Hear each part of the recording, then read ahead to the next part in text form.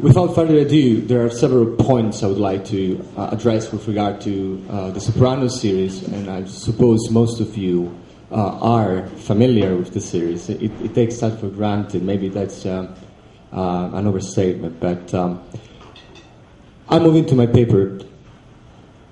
So David Cheiza, the author of the series, TV series The Sopranos, centered it around a middle-aged Italian-American New-Jersey gangster named Tony Soprano and his dysfunctional leadership over its biological and business mafia families.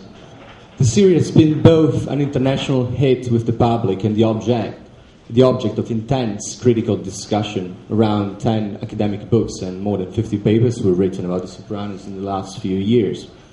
While some critics have condemned it very explicitly for racial and sexist stereotyping, not to mention its ultra-violence, other critics praise it for its supposedly realistic portrayal of organized crime and upper-middle-class American family life.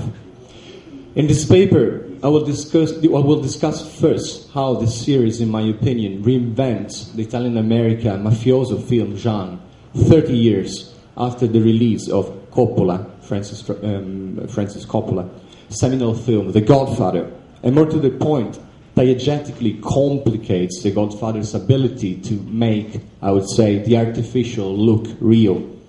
And on the other hand, like Coppola's The Godfather, have real-life effects on society, especially on the Italian-American community and its public image, not to mention real-life mafioso people. I will also try to outline the reasons why The Sopranos could be regarded as belonging to the legacy of Italian neo-realist cinema. While keeping with this cinematic tradition, it nevertheless the series radicalizes the elusiveness of the line dividing reality from image. Finally, and maybe this is something we can deal with in the discussion, I'm not sure there is time for this part, but I will also focus on this series effective, quite successful debunking, demystifying of the myth of an idyllic Italy as usually portrayed in mafia movies, including The Godfather. The contradictions also entailed by Tony's defense of the Italian heritage as a white upper-middle-class US citizen, and conversely Tony's reluctant acknowledgement that he has become more mainstream American than he is prepared to accept. So, first of all, I will speak about Francis Ford Coppola's The Godfather, then compare it with The Sopranos, and then see the way in which The Sopranos, in my opinion, beyond Coppola, debunks the myth of an Italian-American heritage which is as such definable. Coppola's 1972 The Godfather already itself overcame the classical gangster film genre of the 1930s, films such as Little Caesar, Scarface, the first Scarface, The Public Enemy, etc., in a number of related ways. For instance, by offering a more explicit portrayal of violence and murder, while at the same time avoiding to portray Italian Americans simply as brutal and primitive murderous beasts, as the films of the 30s did. This goes together in Coppola with a radical critique of mainstream American values, which was previously absent. On the one hand, classical gangster films of the 30s limited themselves to show, in line with the markedly racist anti-immigration laws and ideology of the Depression era, how a specific ethnic minority, the Italian American, which the life sciences and psychology of the period labeled as inferior, resorted to strive for the American dream in an illegal way, precisely because, we could say, of their poorer genes. On the other hand, The Godfather shows how exercising criminal activities for monetary profit does not, in the end, differ from achieving financial success in a supposedly legal way. American capitalism, its aggressively individualistic ethics founded on a struggle to death, originating itself in the extermination of native populations, is inherently unlawful, and this is Coppola's explicit message in the film, I quote from an interview with Coppola, 1973 interview. He says, "The mafia is a metaphor for America. Both the mafia and America have roots in Europe. Both the mafia and America fill their benevolent organizations. Both the mafia and America," I continue to quote, "have their ends stained with blood from what it is necessary to do to protect their power and interest. Both are totally capitalistic phenomena and basically have a profit motive." End of quote. Having said this, I believe the social message of The Godfather is itself, this denunciation is itself caught up in a paradox. The open denunciation of the myth of America's intrinsic goodness as an agent of civilization and conversely a fighter of savages and outlaws cannot be separated in the film from a promotion of the centrality of the family, which is very explicit. A defense of the family's collective, yet nonetheless restricted interests, which is as such, we could say, conservative. And this is the paradox. On the one hand, it's a very explicit denunciation of American capitalism, but it's actually carried out only by re-establishing a very conservative idea and image of the family. The main aim of Don Vito Corleone, of his illegal activity, is clearly the wealth and the power of the family, not of himself as an individual. Many critics, rightly in my opinion, believe that it is precisely this element that chiefly accounts for the film's huge success.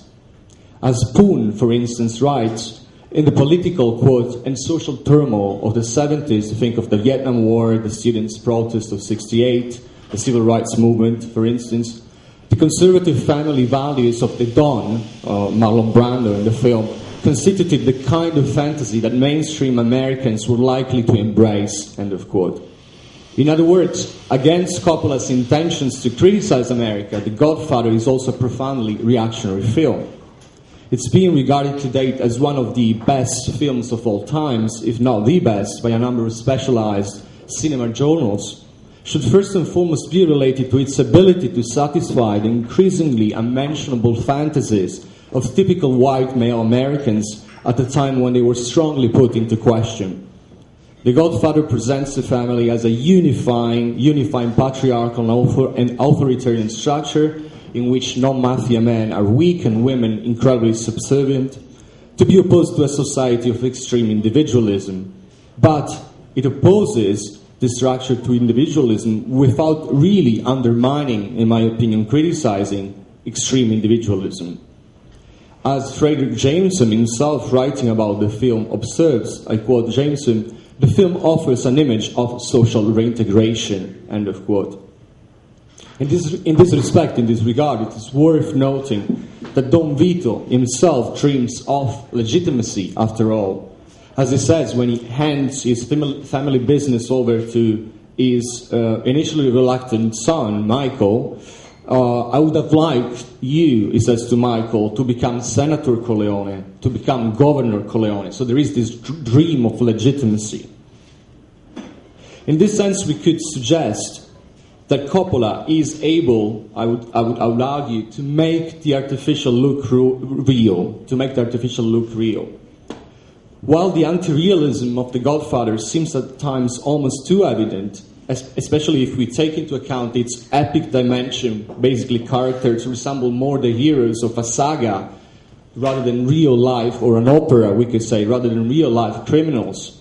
And also if we focus on the romanticized depiction of Italy, think especially of the sequence set in Sicily. The landscape seems to be taken from a Lonely Planet guide or a Rough Guide. Sicilian characters speak and behave like if they were performing, we could say, a costume play for tourists. So, while the anti-realism, as I was arguing, of The Godfather seems at times almost too evident, the film nonetheless manages, in my opinion, to convincingly replace the old racist stereotypes about the Italian Americans that were present in the 1930s films, the gangster films, with new stereotypes that are in the end more credible, and those appear to be realistic. So we are talking about fantasies of the other. This is my main argument. The Godfather manages to produce a new convincing stereotype at a very specific historical time, that is to say, the early 70s. If the accuracy of ethnic authenticity of The Godfather may be debated, its power as public image maker remains uncontestable. In brief, precisely thanks to its overdetermined, we could say, phantasmatic dimension, the film has had extensive real-life effects. So it's a phantasmatic dimension that determines the real-life effects that the film had. The Corleone families, we all know that, has become part of mainstream America, and through the influence of what we could call soft colonialism, international popular culture beyond America. The Corleones, to put it very simply, are clearly as famous worldwide as the Cunninghams from Happy Days, or more recently, The Simpsons. As we've just seen, Western men in particular found, at least in those years, in mob narratives, and especially in The Godfather, examples of male control and authority which are no longer openly privileged in society. The public image of the Italian-American community has itself been greatly changed, and not necessarily for the best. From poor and bestial immigrants, as they were portrayed previously, to glamorized criminal icons. Finally, as several sociologists have observed, and there's quite a lot of work, sociological work on this issue, the real mafia was also influenced extensively by the film. In a time when its power was beginning to wane in decline in the US, The Godfather provided a perfect example of an idealized gangster lifestyle for mafia men. As an old mafioso put it in an interview with a sociologist in the early 80s, quote, "Now years go by and the only thing I can love about my life is these movies. In real life, there is no honor, there is no respect." End of quote. We witness here clearly a strange inversion of fiction and reality that radically problematizes any traditional notion of cinematic realism. Now, to move on to the second part of my paper, and The Sopranos, bluntly put, I believe that such a phenomenon, what I've just described about The Good Father, is even more evident in the case of The Sopranos, which further enriches and complicates the gangster film genre, as well as more generally highlights how the line between reality and media image has become tenuous, and especially the line between reality and media image with regard to a specific supposed compact and fixed Italian heritage in America. I would single out at least 5 manners in which this is achieved by The Sopranos in comparison, by comparing it with The Godfather. First point.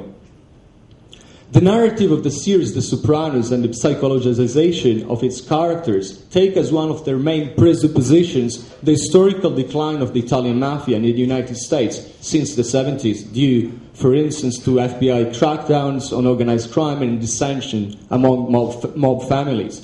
But in parallel acknowledges that the gangster culture it inspired is far from having disappeared. As a critic explains, despite the steady deterioration of gangster life on the street, gangsters' imaginary lives thrive in film, television, fiction, music, and even computer games. And this is taken into account by Sopranos. More to the point, the series is undoubtedly showing the family as more vulnerable, fragile than the Corleones, the way the Corleones were portrayed by Coppola. The Sopranos are besieged by inner infidelity as much as federal government. Unlike the Corleones, the Sopranos clan's vitality lies not in the impermeability, we could say, of its mob organization, so much as on its sense of entitlement to social status and, ultimately, financial success.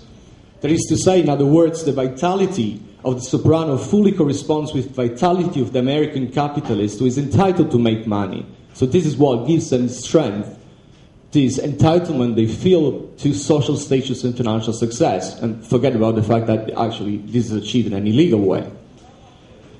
Second point, unlike the Corleones who dreamt of legitimization, the Sopranos feel they have been at least partly legitimized. The Sopranos have, we could say, nearly achieved a suburban ability to pass.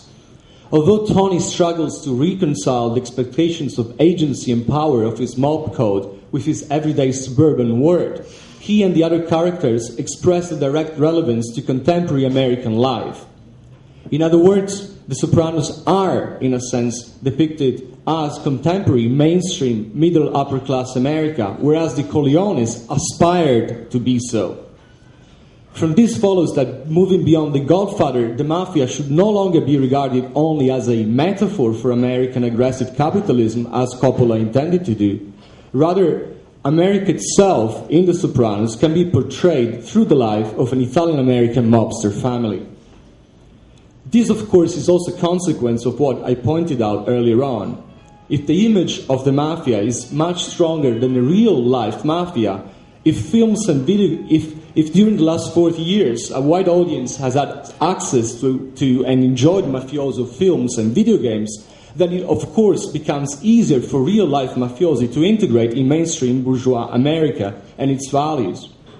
To sum up this argument, we could suggest that unlike The Godfather, which attempts to criticize mainstream America by offering an illegal alternative to it, The Sopranos criticize mainstream America by directly embodying it. Third point. The Sopranos' clan cohesion heavily relies on the myth of a romanticized gangster past, often explicitly represented in the series by the very characters of The Godfather.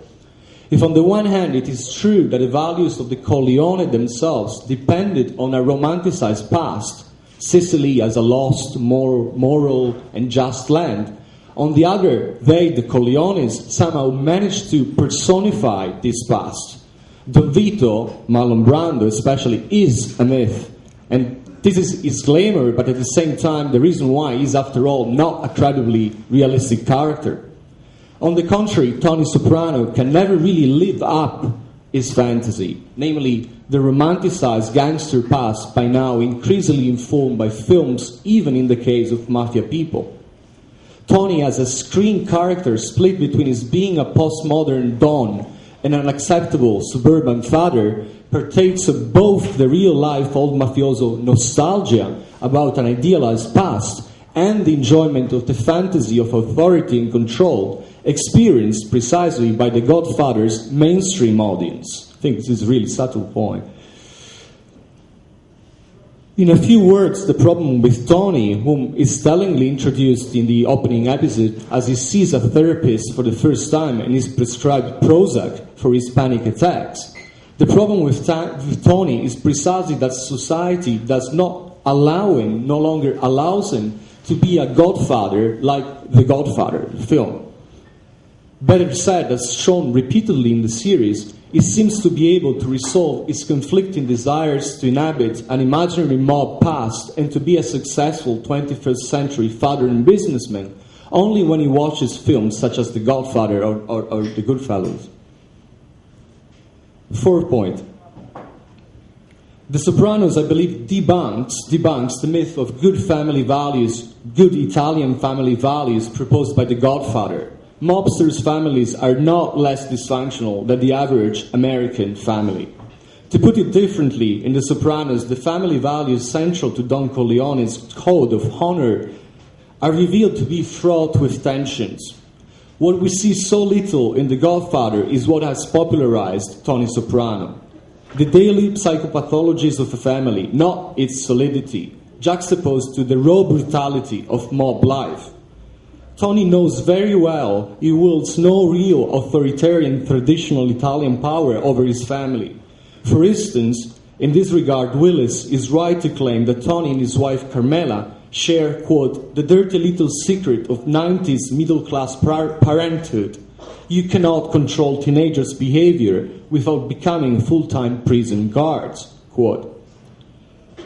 For instance, all Tony can do in an episode after their daughter, Meadow, has been discovered doing acids is caution Carmela, his wife, in the following way, quote, let's not overplay our hand, Carm, because if she knows, the daughter, we are powerless, we are fucked, end of quote. As critics have noticed, Tony's frustration as a, to put it with Lacan, humiliated paternal figure is not without consequences. The more Tony, the biological father, is impotent, the more he recurs to violence when acting as the father of his other family, the mafia. A corollary to this point, that again makes The Sopranos greatly differ from The Godfather is that it presents us with strong and stubborn female characters, who are possibly the main source of Tony preoccupations and anxiety throughout the various series. Livia, the mother, attempts to have Tony killed or whipped out, as she puts it, because she believes he's weak. After all, he's seeing a therapist. Janice, the sister, considers herself as out of the mafia, follows crap New Age, pseudo-Buddhist trends, but in the end always manages to achieve her own opportunistic goals, only thanks to her mob connections. Meadow, Tony's daughter, dates young men who are in different ways directly opposed to Tony's contrasting ideals, such as a half African-American, half Jewish, pro-affirmative action snobbish university student, and a mafia self-destructive kid whom Tony unsuccessfully attempts to keep away from the streets. I come to my fifth and final point, and then we can see we do with time. We can continue in the discussion if this is. The Godfather can still be regarded, I think, as a morally relativist film to the extent that it depicts the Don as a criminal and at the same time as the provider of an alternative justice. The initial sequence of the film, if you remember, is here paradigmatic. A man asks the Godfather for justice because the American courts have failed him. Vito Corleone does not accept the rules of the society he lives in because they would have condemned him and others like him to an unjust life because he belongs to an ethnic minority, a very specific one, the Italian American. Coppola's film thus presents us with an illegal and violent way out for the exploited lower classes, the same category of people classical Italian neorealism was interested in, which, as we have seen, finally ends up reinforcing, not criticizing, but reinforcing the social status quo, both at the level of the Don's own dream of legitimacy and at that of the audience's phantasmatic appropriation of his conservative ethics about the family.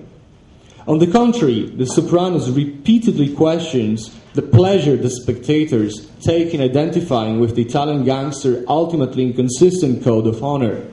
The more we are attracted by the failures of Tony's everyday life, his quasi-infantile innocence, the more we are reminded of his brutal violence and consequently obliged to question our identification with him.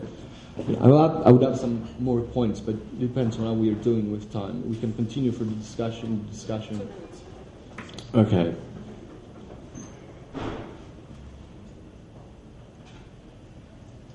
I think we can stop here. Yes. Thank you. Yes.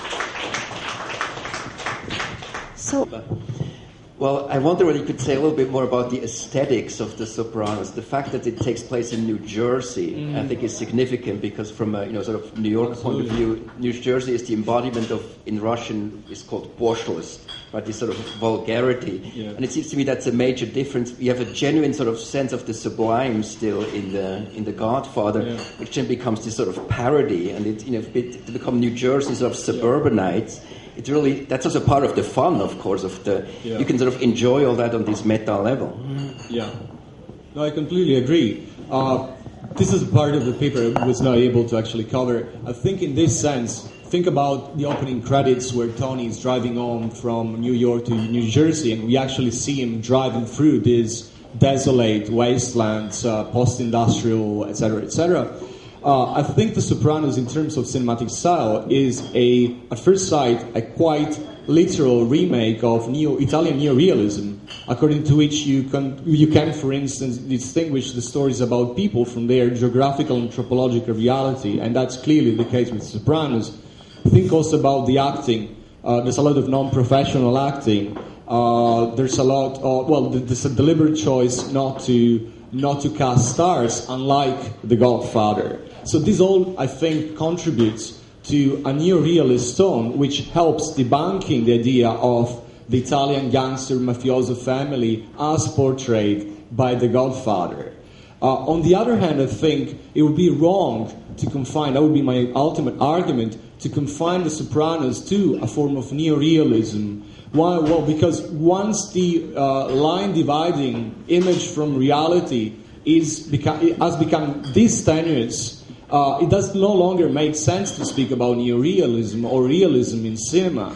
A couple of examples. We know, again, from sociological research that in the mid-2000s, there were car dealers in northern New Jersey selling SUVs called Tony Soprano's type, and advertising them with mountain bats at the rear and specific gadgets that reminded the people of the series.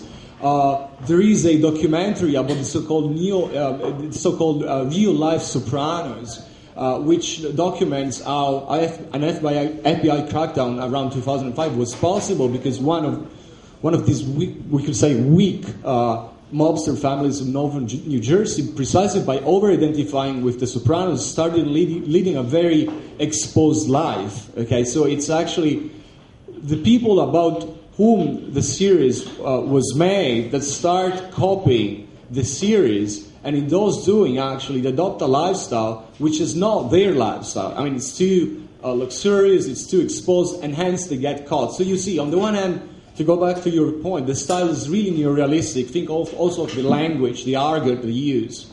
On the other hand, I think it would be wrong to confine the Sopranos to the level of neorealism. I think the debunking of the Italian heritage as a solid thing works precisely because the line dividing image from reality is extremely tenuous in the series itself. Yeah, I have a commentary, Irina, to something you said in the previous discussion, but I think it refers to this discussion, then a question to you about Coppola and Sopranos. You were saying, if I understood you, well, if the translation was good, and it's always good, Irina, that for your definition of diasporic situations, there has to be an articulation of institutions. If there's no institutional environment, pure immigration, somebody who writes an immigration all by himself or herself, that is not yet a diasporic situation. I agree with that. The commentary I wanted to make is not really a question, of course.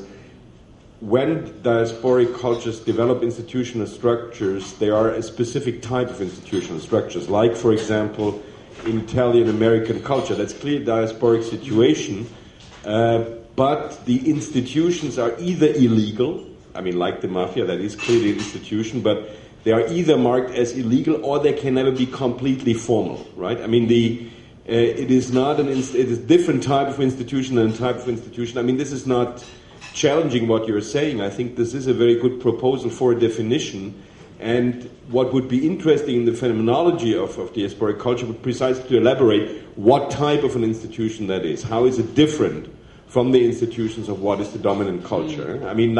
Mafia clearly is a state within the state, so to speak, and therefore must have a different phenomenology of institutions. I think that could be a very productive question for this type of research. Now, about the Coppola Soprano, Corleone Soprano comparison. First of all, I have to make a confession. I'm one of those people who think, yes, it is probably the greatest American art work of the 20th century. And I'm talking of the trilogy, not only of the 1973 first part of The Godfather. Now, if you look at it from a literary point of view, and of course it's a film, what genre would the trilogy be? That series, you were saying epic, that's an option. The other option is to say it is a full-fledged tragedy. It is a full-fledged tragedy in the sense that it implies a paradox that cannot be resolved. And the paradox is the incompatibility of aggressive capitalism and family. If you think of the final scene after the opera, the death of the two children of Michele Corleone, and this outcry that doesn't articulate itself in a voice of Michael Corleone at the end, this cannot be repeated. This is not possible. So, in that sense, whether you agree with it or not, I'm completely caught by this final scene. But you would say what it aims at as a trilogy is the genre of tragedy. Okay. A tragedy in this diasporic situation. It is not possible to become Senator Corleone. That will not be possible. And it is not even possible to maintain the aggressive capitalist mafia family life, profession, and to redeem your children. So that's the third generation where this will not happen. That's the response, so to speak, to the death of the first oldest son who would have become the Godfather. And now one could say then in this sense, and I like the way you described the Sopranos seen from that literary point of view are, among other things, about the impossibility of tragedy. I mean, this is interesting New Jersey is not a place for tragedy. Long Island and Lake Tahoe, yes, and Sicily anyway, but I mean, already the setting of New Jersey, no tragedy, I would claim as American, no tragedy can take place in New Jersey except Princeton, so to speak, yeah? I mean, so in that sense, well, okay, I've said enough, and the microphone is reacting. Yeah, thanks for the questions. I mean, there are two sets of questions I will try to articulate together. Tragedy, The Godfather is tragedy. I see your point, but I think I'll be able to see that as tragedy only in an operatic sense. So within that anti-realist container which opera is. So the saga. If you read it. Yeah.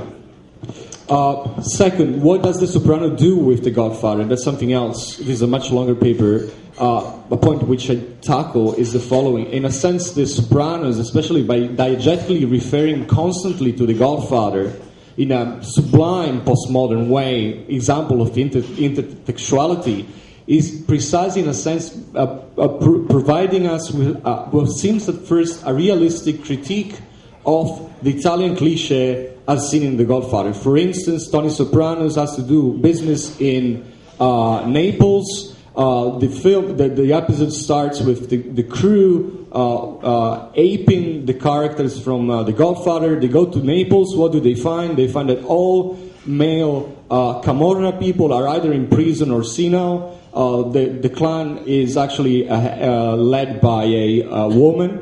They don't have any code of honor. When Tony says, it's a great honor to work with you, the answer in strict Neapolitan accent, don't break my balls, and something like, it's a pure, demystification.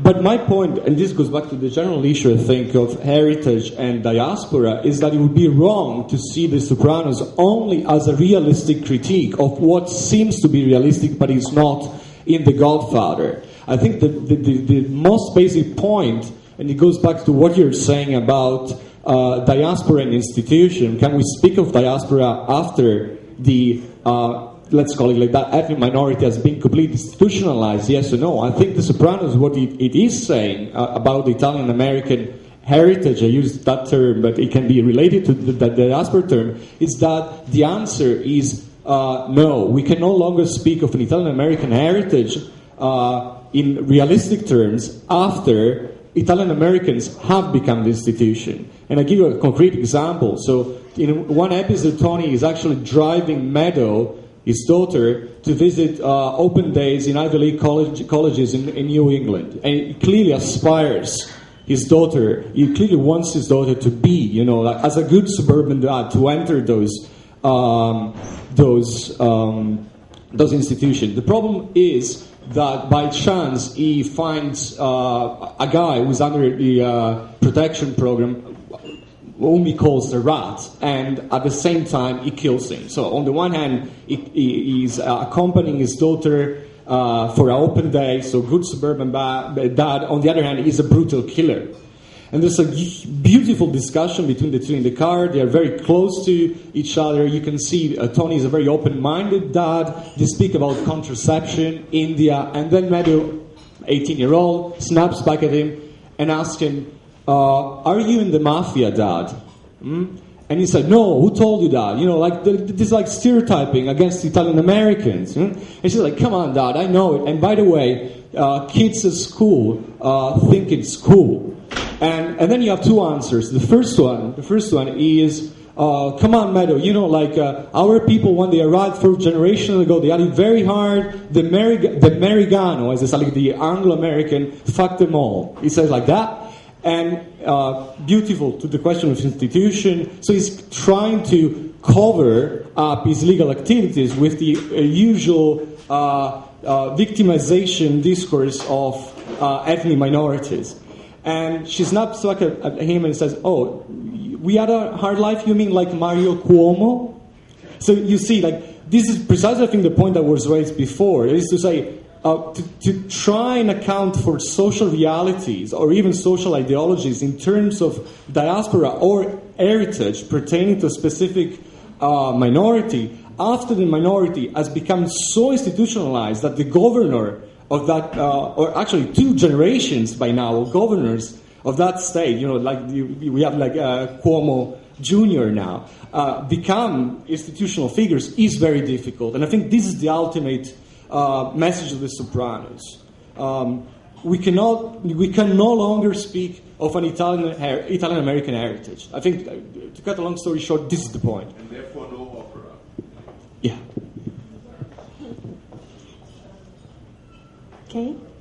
Okay, probably the last question. Well, if nobody else has a question, I have a brief comment simply. Gary Steingart, who is one of the authors I'm going to talk about this afternoon, but in his novel The Russian Debutante's Handbook, part of it takes place among the Russian mafia in Prague. And what's interesting, it's clearly also influenced by the Sopranos, the way he depicts the Russian mafiosi, like their bad taste. They have this flotilla of Mercedeses, but they soup them up New-Jersey style with like zebra-striped, seats and woolen cup holders. And then another part of the novel takes place among the Catalan mafia in Miami, which I think might be interesting to Hans-Ulrich Gulbrecht. I don't know whether there is a Catalan mafia there, but it's the point is they're sort of proud nationalists. They despise everything Castilian, and they drive around in a flotilla of pink Mercedeses. So it seems from a diaspora point of view, this sort of mafia aesthetics, it seems to have spread from the Sopranos to some different other categories, which might be an interesting way of contextualizing it. But I think what the Sopranos does, and of course in many episodes of the Sopranos, there are also engagements with 2 other mafias. One is the Russian mafia, the other one is what they call in the film the Polacks, that is the Polish people. But I think the Sopranos shows very well how for mafia people themselves, the discourse, the prevalent, we could say, we talked before about political correctness in the 90s and the 2000s as the age of political correctness. Well, that age, which is historically the one covered by the Sopranos, showed in that age, even mafia people can actually appropriate the discourse of victimization. So actually, what we do it because we were victims. And clearly, the Sopranos, on the one hand, display that. So, for instance, you have one of the henchmen of Tony who is actually outraged by the fact that there is a Native American, one episode, beautiful, Native American protest against the Columbus Day. So the Native American of New Jersey say, hey, Columbus was not the discoverer of America. He just killed us all. And Seal's reply is actually, well, Tom, don't you think this is discrimination? You see, so I think the series beautifully shows us how certain discourses about ethnic minorities, which were prevalent during the 90s, the ideological search of a third way, multiculturalism, political correctness, etc., were appropriated by the mafia itself. And I think that there's a clear, realistic debunking of that. And may I have a comment? Well, I liked your paper very much. And it seems still you answered to a great extent to this question, but it still is very interesting why this self-identification of Italian-American community have chosen, this romanticizing the criminal type of existence. Why not, the treasures of Italy or something like that? And in a way, just the second question, it's probably a comment. It's interesting, these both serials, so to say, probably became a kind of it gave the criminal world, international criminal world, a kind of aesthetic legitimacy. So they created a style, and in a way, this romanticizing, the criminal world. I think it's created a very dramatic situation. This is the general trend of criminalization of societies and giving it charm. So it's romanticizing the violence, I would say, which I think is very important topic. Yeah, thank you for the 2 points. I mean, wide identification with the romanticized gangster past. You have to focus on the fact that the most the staunchest critique of The Sopranos came from the Italian-American community in the United States, because, of course, it said the series was promoting a certain racial stereotyping, etc.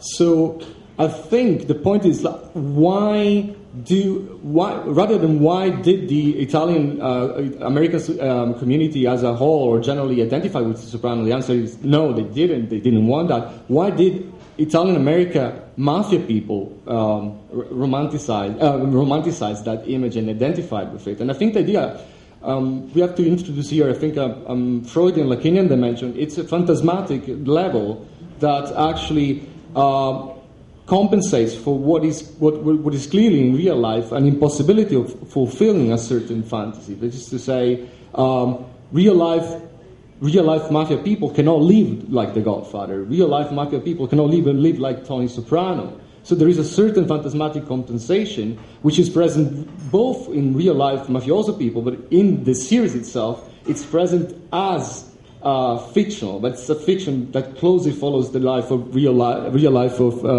mafia people.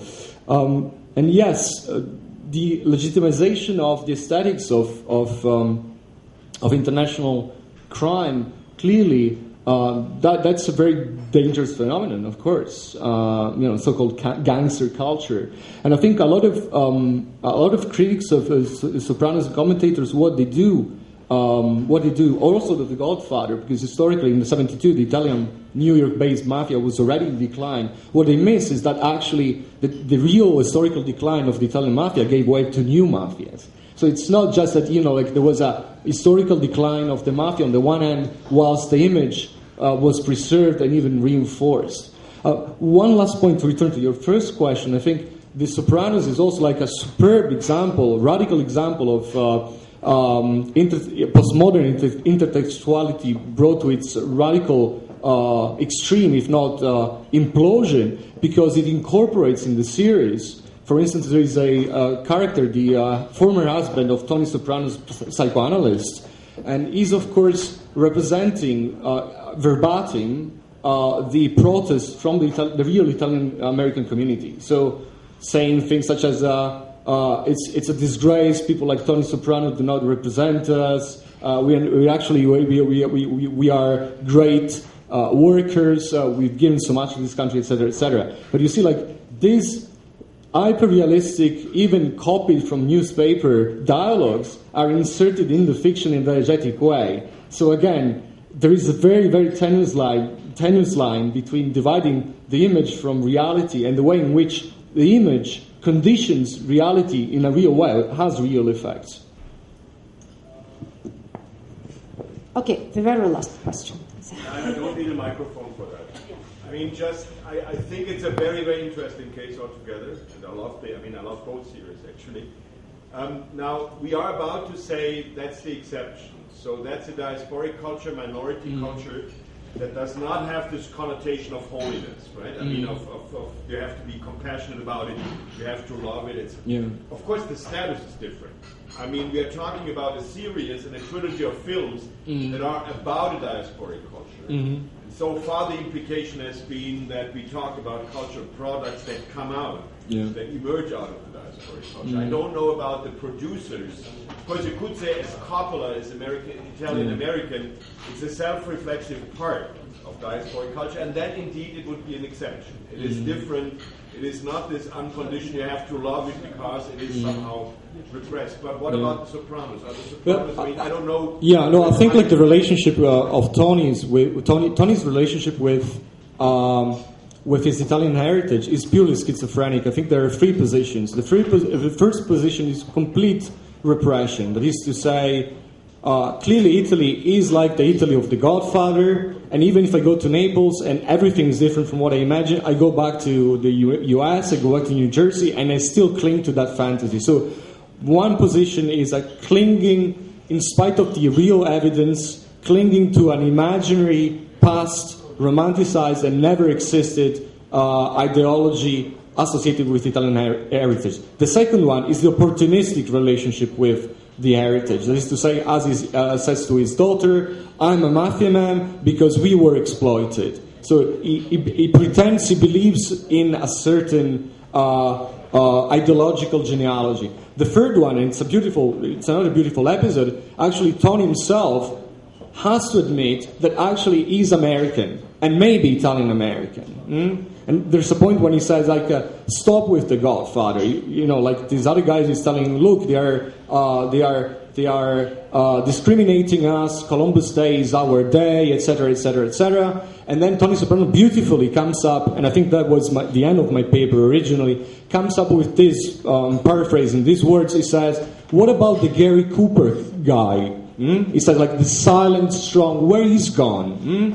And then he adds, well, you know, like if Gary Cooper were around today, it would be a member of some victim groups. He says, abused cowboys, for instance. You know, beautiful dialogue. So what is the point there? The point there is, like, if I have to choose, if I'm really, really true to myself, Tony Soprano seems to be saying, I have to choose between Don Vito and Gary Cooper, I choose Gary Cooper. And I think this leads us back in a circle to Coppola's intention. I mean, Tony Soprano finally is a gangster, qua American gangster. His ideology is the ideology, his phantasmatic persona is Gary Cooper more than Don Vito, and he uses Don Vito only when he needs that. So I think this was precisely the point that Coppola originally, and failing, but nevertheless in an interesting failure, wanted to criticize. I used to say the connection, the difficulty to distinguish the American capitalism as based on an aggressive form of individualism, but which is legal, of course, from the illegal way in which the American dream was sought for by ethnic minorities, like Italian-American minorities, through the mafia.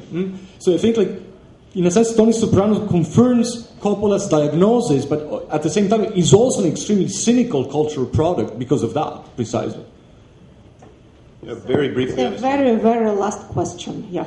Well, it's more a comment than a question, but it was about, I think one of the reasons for the success of The Sopranos is precisely related to what you were just pointing to, is that for the majority of the audience, you know, the HBO audience, etc., this was a story which was not about Italian Americans, and that the audience identified The Sopranos as an American family first and foremost, dealing with typical problems, including the problem of the violence of the capitalist system, including the problem of some ethnic heritage, which is why you get all these continuous sort of references to Italian heritage. It's the Tony Soprano's mistake, and he's a smart guy, but he's not that smart. His mistake is in mistakenly assuming that he is Italian, when in fact he is just American. So that for the majority of the audience, he was an everyman, an every American man. He has the same problems as but he's obliged at times in the series, he and his henchmen, to acknowledge that they are American. And just very quickly, that was my title. I mean, it comes from the episode when they visit Naples, and one of the henchmen, I think is called Polly, something like that. So he hangs around and very politely greets all people in central Naples, saying "Commendatori, how are you?" in Italian, right? And these people completely ignore him, clearly. And after he does the same a couple of times, he says to another guy like "Commendatore, come sta?"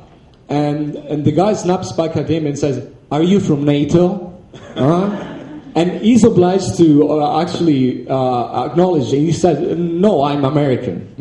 And I think that's really the message of the film. Yeah, it's about a non-diasporic situation, which mistakenly identifies itself as diasporic. Or even, like, we could say, the use of a diasporic situation which used to exist, but by now has been completely assimilated for very different ideological reasons. For instance, the justification of one's illegal activities. Yeah. Which is, back to the Godfather question, this is about the transformation. If the Godfather was about this sort of dealing with what was then an orientalized criminal other, the fact of the matter is that for all of us who grew up in the 80s and the 90s, The Godfather is an American story as well.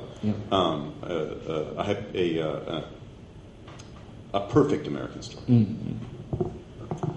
Thank you so much. It's a pity you didn't bring the fragments of film. It would be a great pleasure to see it again. Thank you so much. Thank you. Thank you very much.